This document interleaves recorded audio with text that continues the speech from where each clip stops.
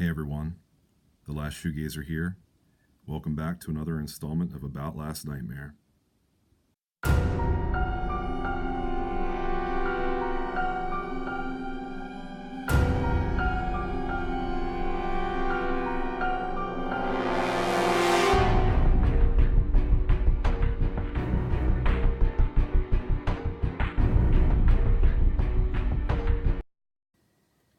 As you guys know, this is the collaborative movie review series I've been doing with my great buddy Jason from Horrific Nightmares JM.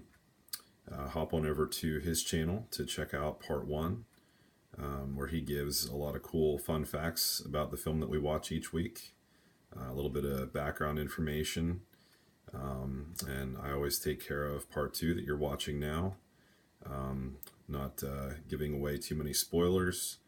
And just kind of giving our overall impression of the film that we watch. And this week, we checked out 2018's Halloween. This is the newest installment in the Halloween franchise, as many of you guys know. I'm just going to be giving our kind of combined opinion. And even so, Jason's opinion is very similar here with this film, but even a little bit different than mine.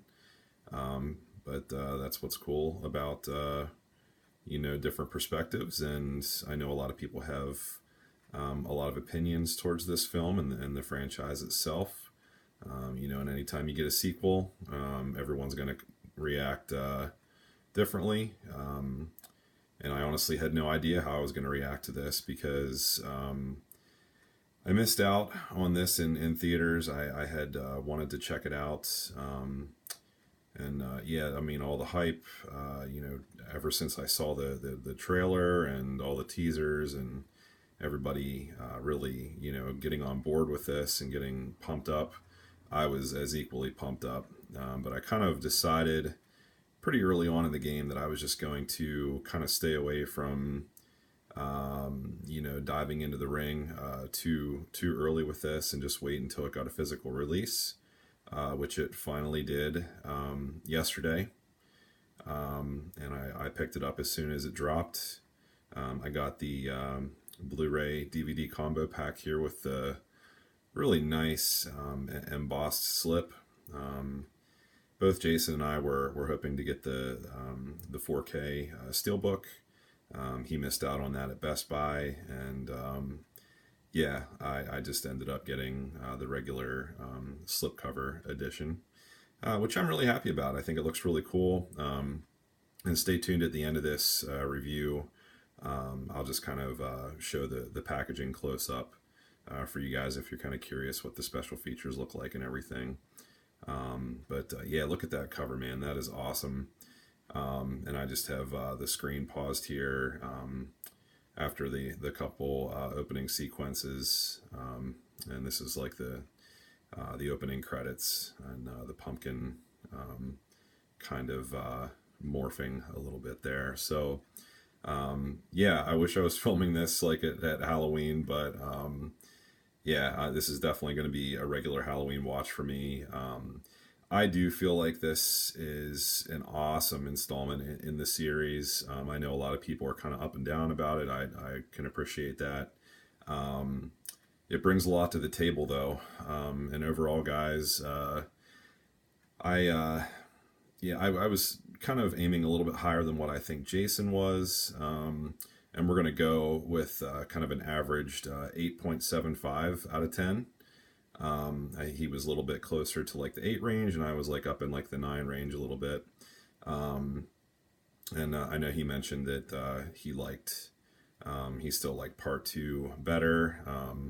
I would have to agree. There's a number of moments in the franchise, including like the original, that definitely resonate more. I guess based on like nostalgia, and everything being new and fresh and very iconic.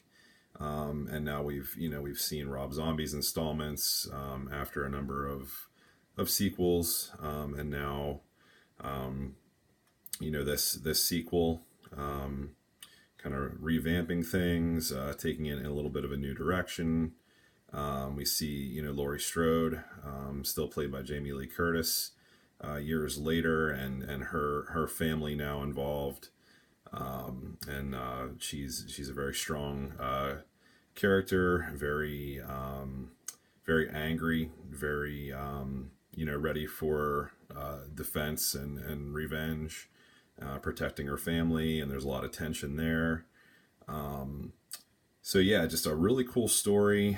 There's a lot of funny moments, like a lot of funny moments, but nothing that is off-putting. Everything flows really well, in my opinion. I thought the acting was great. The atmosphere of the town and like the interior settings and the pretty atmospheric exterior shots and just the different locations they picked, and Laurie Strode's house out in the woods. Everything feels very familiar yet new. Kind of has a little bit of that retro look. The use of fog and lighting, and everything just looks really, really good. I think this had a really great vibe to it, had a new feel, yet I thought it played well, and held up alongside some of the better sequels, and definitely paid tribute to the original. As Jason pointed out early on, there's a lot of Easter eggs here for the fans. Some a little bit more obvious than others, but definitely the filmmakers here paying tribute to the rest of the franchise, which is cherished by many, understandably. And I'm one of those people that loves the Halloween franchise. But overall, this is brutal. It's intense.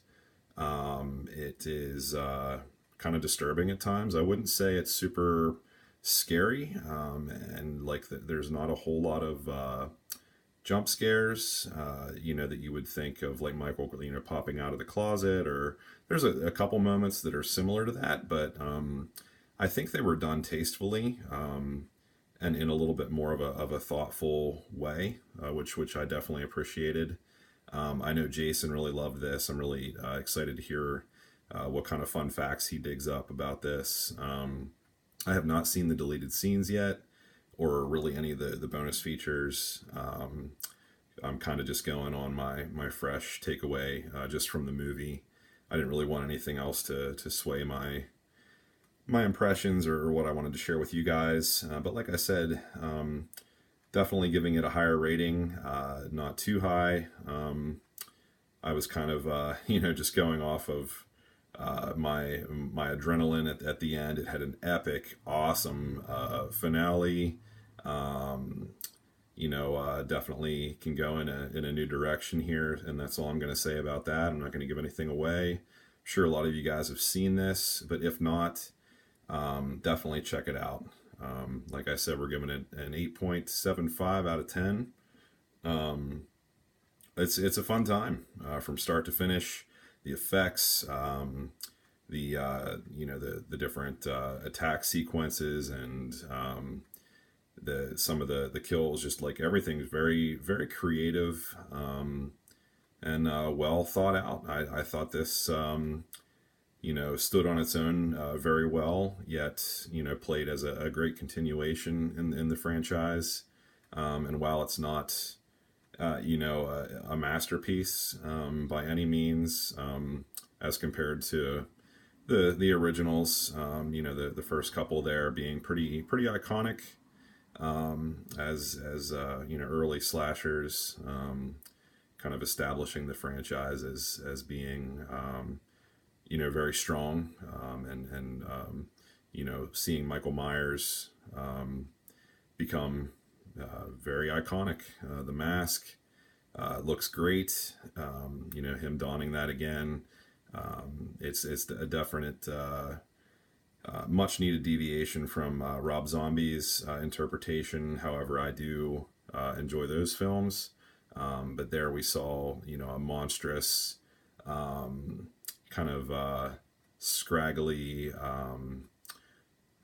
just really, I don't know, messy hair. And I was happy that we saw a little bit more of an older, kind of clean cut Michael Myers here. And even in the beginning, it was like kind of strange to see him like that at the medical mental facility that he was in.